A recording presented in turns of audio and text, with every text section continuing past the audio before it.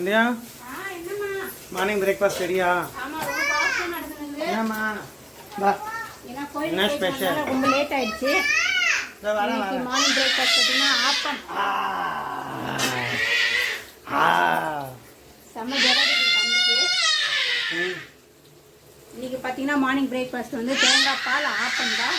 Okay. இப்போ தான் வந்து சமையலே ஸ்டார்ட் பண்ணியிருக்கேன்.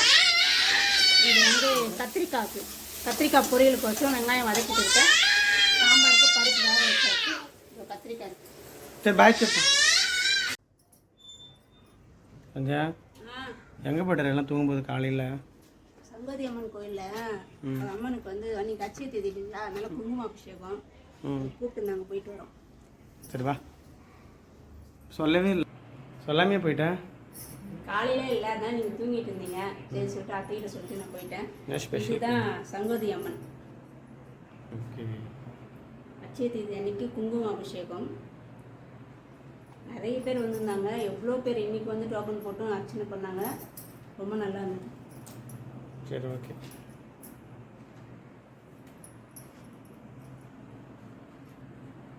குங்குமாபிஷேகமா? பிரசாதம் தருவாங்க.